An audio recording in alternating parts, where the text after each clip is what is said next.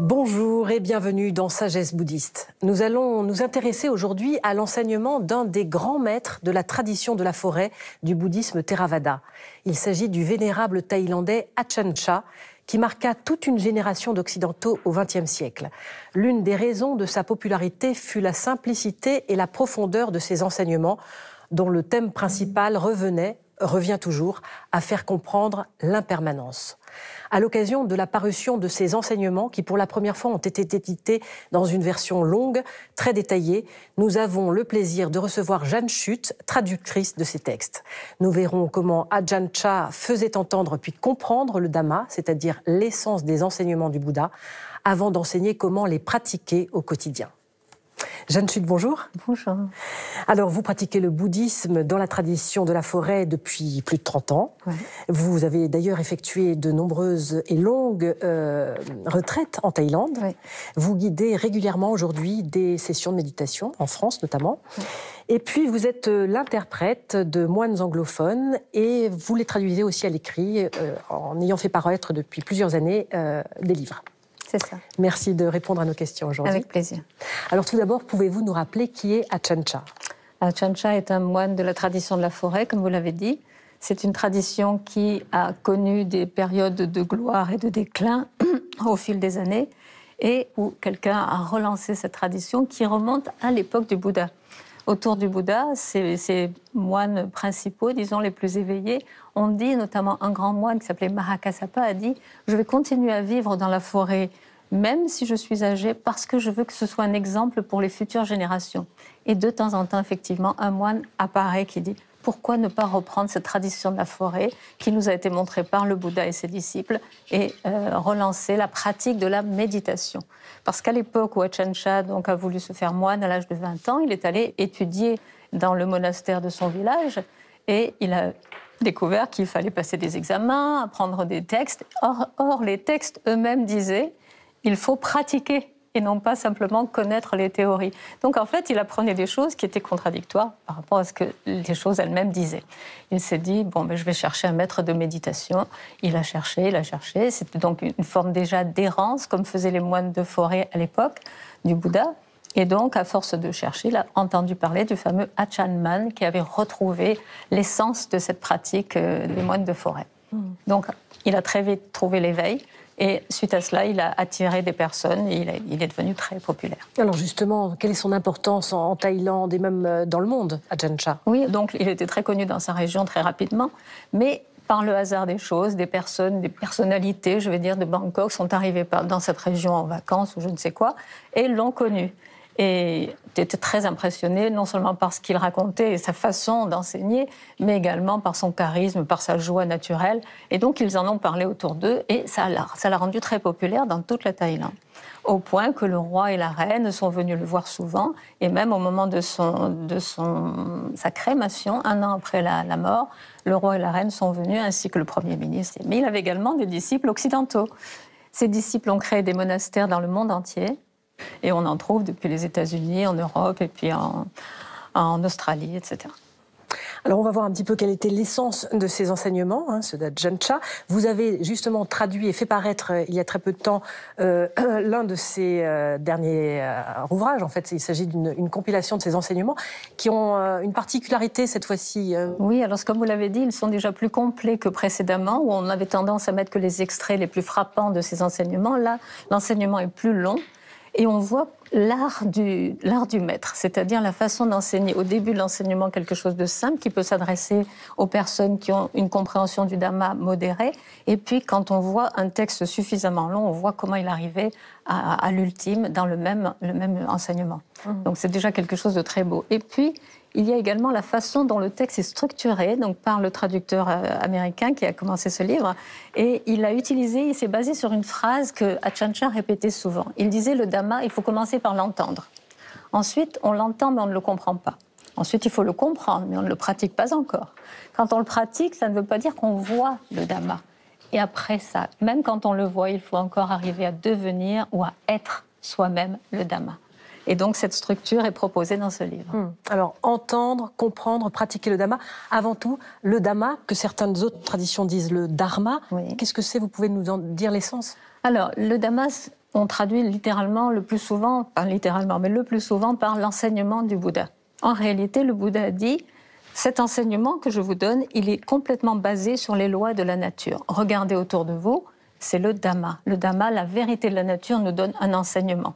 D'ailleurs, quand il est décédé, il a dit, quand vous voyez le Dhamma, vous voyez le Bouddha, vous voyez le Bouddha, vous voyez le Dhamma. Autrement dit, je n'ai fait que exposer ce que la nature nous donne à chaque instant. Voilà le sens du mot Dhamma. Alors, Ajahn Chah commence par dire il faut entendre le Dhamma. Alors, entendre puis comprendre, est-ce que vous pouvez nous dire un petit peu comment s'articulent ces deux fonctions? Oui, alors entendre, il parlait beaucoup de la façon d'écouter. Quand on entend le Dhamma, il faut savoir l'écouter. Il disait qu'il y a deux façons. La façon un peu, trois de préférence, la façon un peu ridicule, c'est-à-dire d'avaler tout ce qu'on nous dit, et dire « ah oui, c'est merveilleux », sans le mettre en pratique. L'autre façon qui est de dire « ah non, moi je pense différemment, donc je bloque tout de suite parce qu'il y a quelque chose qui a été dit qui ne me convient pas ». Ça, c'est en faire à sa tête. Et puis la manière intermédiaire qui est de dire « j'entends, j'écoute et je vais réfléchir dessus ». Et quand la réflexion arrive, il peut y avoir la compréhension. C'est la manière dont les choses s'articulent. Oui, donc c'est bien, il y a quand même une conséquence de l'un sur l'autre, hein, oui, entendre oui. Il faut prendre le temps, parce qu'il disait bien, comme je l'ai dit, hein, on entend le Dhamma, mais on ne le comprend pas encore. Oui. Le comprendre, ça veut dire l'entendre, le faire sien, oui. Après avoir vérifié sa vérité pour nous. Quelle question, justement, doit-on se poser pour savoir si on comprend le Dhamma? Ah, ça, c'est une bonne question. Pour savoir si j'ai compris le Dhamma, et voir si ce n'est pas purement intellectuel, je vais le mettre à l'épreuve de la vie. C'est-à-dire, si par exemple j'ai tendance à m'irriter d'une certaine situation, je vais voir si avec le temps, avec la pratique, avec la compréhension, je vais pouvoir avoir une autre attitude dans la même situation de vie. Et c'est le seul moyen de savoir si on fait des progrès ou pas dans la compréhension du Dhamma et puis dans la pratique du Dhamma. Alors ces trois notions, entendre, comprendre et pratiquer, ça veut dire qu'avant de se mettre à la pratique, on doit avoir compris. C'est important d'avoir compris. Alors, je vais vous donner un exemple très simple qui est la méditation profonde. Il y a des personnes qui ont des capacités à se concentrer très facilement. Et par exemple, on peut se retrouver en méditation profonde, en concentration, avoir l'impression de s'enfoncer dans un trou noir et puis en avoir peur. Mais si on a lu les enseignements, on sait que ça correspond tout à fait à un degré de concentration qu'on appelle les jhanas, le 4e jhana précisément. Et donc on se dit, ah tiens, j'en suis là, donc je peux à partir de là aller à telle et telle contemplation que le Bouddha proposait à partir d'un certain jhana. Donc en fait, connaître, ça aide, c'est vraiment le balisage sur la voie. Oui, ça soutient. Oui. Que veut dire pratiquer? Est-ce que ça veut dire méditer ou est-ce que ça veut dire justement mettre à l'épreuve ce que l'on sait du Dhamma pour soi-même? Alors souvent on emploie le mot pratiquer dans le sens de méditer. Oui. Pratiquer la méditation, on le dit, hein. Mais ça veut dire voir tous les obstacles que nous avons pour pratiquer, les voir les uns après les autres grâce à la méditation et puis les voir tomber. Donc on a par exemple, on appelle les kilesa, hein, c'est ces pollutions mentales qui font que notre esprit originel, qui est censé être lumineux, nous a dit le Bouddha, eh bien, il n'est pas lumineux du tout au quotidien parce que nous avons le désir, nous avons l'aversion et puis l'ignorance globalement justement de ces fameuses lois de la nature qu'est le Dhamma. Et donc de voir l'aversion au plus fin, de voir le désir au plus fin, pour, à un moment donné, pouvoir laisser tomber. Ça, c'est la pratique méditative qui se combine avec la pratique dans le quotidien. Quelles sont les instructions que donne Ajahn Chah pour commencer à pratiquer? Par où commence-t-on? Ajahn Chah, c'est également le Bouddha qui nous dit qu'il faut commencer par le plus dense, c'est-à-dire le corps et la parole. Ensuite, seulement, on va s'occuper de ce qui se passe dans la tête, l'esprit, les pensées, la façon de ressentir, de réagir, etc. Donc, le plus dense, il y a un très joli exemple qui est celui d'un meuble. Quand on voit un meuble fini, on peut se dire, ben voilà, le meuble est là. Non, au départ, c'était du bois brut.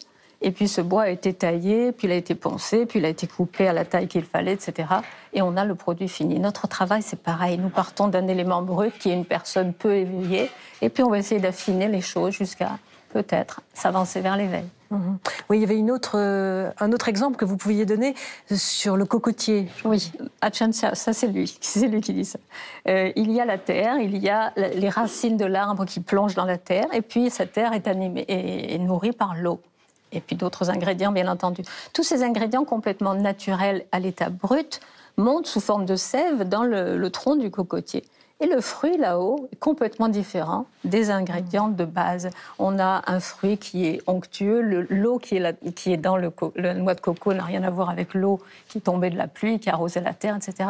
Et donc, on est arrivé à une purification, dit-il, de la matière aqueuse, la matière liquide, de la même manière que la matière terre est devenue la chair de la noix de coco. Donc, tout ça, c'est une purification qui est le long du travail que l'on fait. C'est une très belle image, oui, effectivement. Quels sont les divers niveaux de la pratique et comment y accéder? Alors, en fait, le Bouddha a montré la voie, il appelle ça l'octuple sentier, et on peut la diviser en 3 parties. La première partie, c'est la moralité, l'éthique. On ne peut pas atteindre de tels niveaux de beauté intérieure si on a une moralité douteuse. Donc la première chose, c'est déjà être quelqu'un d'honnête, de droit, de sincère, de vrai. Et puis la deuxième partie, c'est la méditation, la concentration, l'attention, le développement de l'attention également et de l'effort juste. Et ça va signifier un peu ce que j'ai dit tout à l'heure, c'est-à-dire travailler. Quand on voit en méditation l'apparition de quelque chose comme l'aversion, le désir, le voir et puis continuer, persévérer jusqu'à voir que en fait tout est impermanent. C'est-à-dire ne pas s'identifier à cette chose qui nous habite, par exemple la colère. Je suis en colère, non. Il y a de la colère. La colère est quelque chose d'impermanent qui apparaît, qui disparaît, et ce recul, ce décalage entre les deux va permettre de laisser passer les choses. Et c'est ça, c'est le lâcher-prise au final qui fait la différence. Et puis la dernière partie, c'est la sagesse. La sagesse, ça inclut la pensée juste. Une pensée juste, c'est seulement une pensée de bienveillance, de compassion, d'acceptation. C'est ça la pensée juste. Vous imaginez toutes les pensées que nous avons qui n'ont rien à voir avec ça. Et puis tout ça nous amène à la vision juste des choses. Donc une vision juste, c'est la sagesse qui a fini par, avec tout ce travail, qui est renouvelé bien sûr chaque fois à un niveau un peu plus profond, qui va nous permettre de lâcher prise avec une compréhension. Ajahn Chah, justement, dit que finalement, à force de pratiquer le Dhamma, on finit par voir le Dhamma et même être le Dhamma. Alors là aussi, est-ce que vous pouvez nous expliquer? Alors voir le Dhamma, c'est voir justement les 3 caractéristiques de l'existence que le Bouddha a découvertes, lui, au pied de son arbre au moment de son éveil. 3 caractéristiques, c'est que tout est impermanent, tout change tout le temps. C'est une évidence, mais il faut le voir en profondeur pour pouvoir vraiment accepter que, effectivement, tout va passer. La deuxième chose, c'est tout est insatisfaisant, tout est souffrance, dans le sens que même si quelque chose est agréable maintenant, dans la mesure où il va passer, ça finira par nous faire souffrir parce qu'il aura disparu. Et puis la troisième caractéristique, ça c'est difficile à entendre, tout est impersonnel. Nous avons tendance à penser que ça c'est moi, et je pense ceci, et je crois cela. Bon, mais en fait, tout ça est impersonnel. Et en observant les choses finement en méditation, on voit qu'il y a des conditionnements personnels qui apparaissent, qui sont liés à une situation qui se présente. Et du fait de cette conditionnement, cette situation va m'amener, moi, par exemple, à telle ou telle réaction. Vous amènerez-vous à une autre réaction, etc. Tout est conditionné, tout est impersonnel.